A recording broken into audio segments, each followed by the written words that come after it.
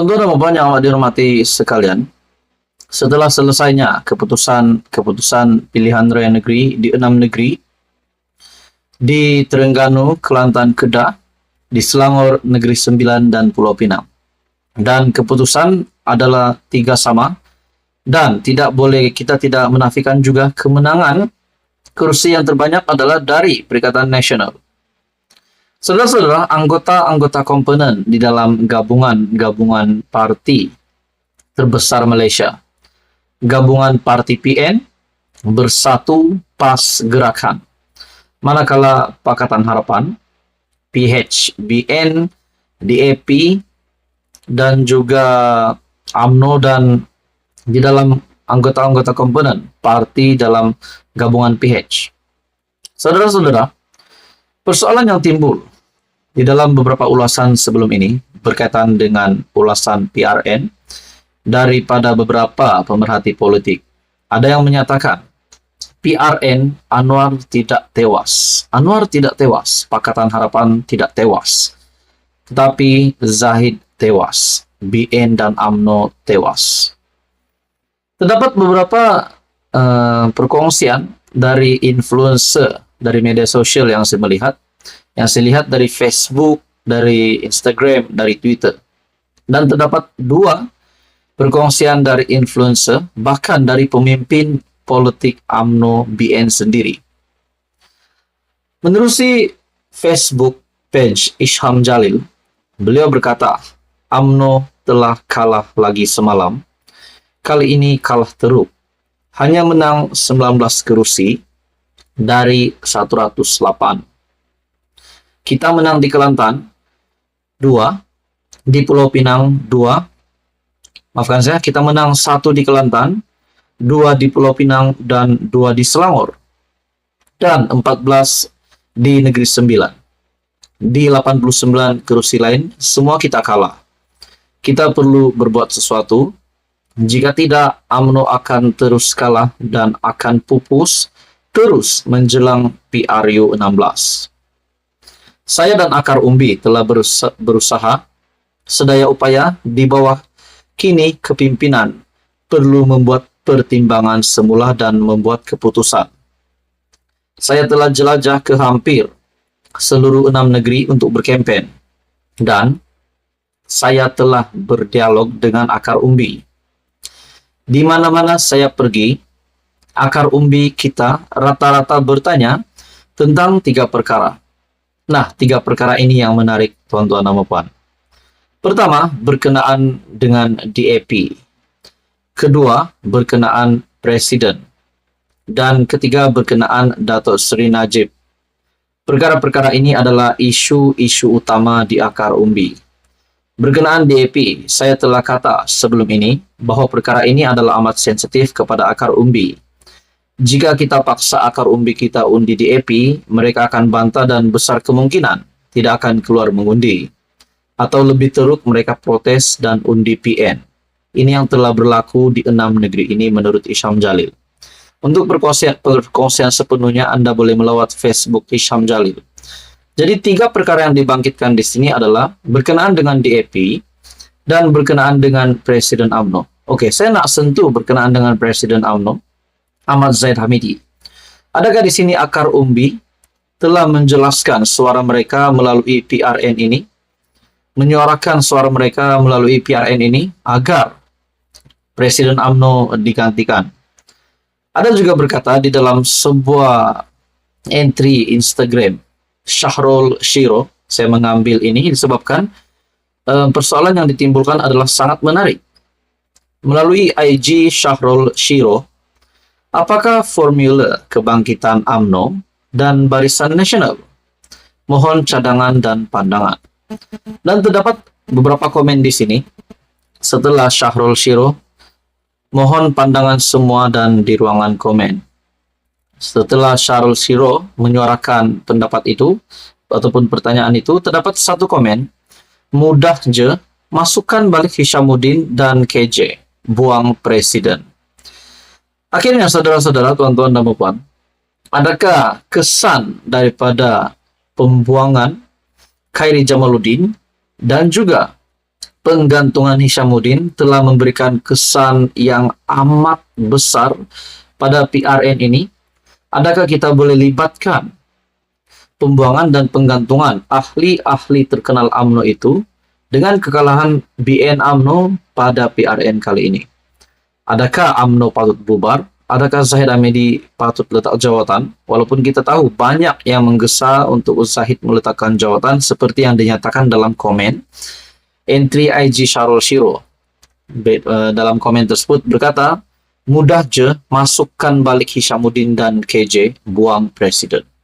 Tuan-tuan dan puan, menurut Anda, apa pula pandangan Anda berkaitan dengan ini? Teruskan bersama di dalam channel ini untuk info yang seterusnya. Mohon bantu channel ini dengan menekan butang like dan subscribe. Tuan-tuan dan puan yang amat dihormati sekalian, keputusan pilihan raya negeri masih lagi menjadi perbualan dan masih lagi hangat diperkatakan ramai orang berkaitan dengan keputusan PRN, di mana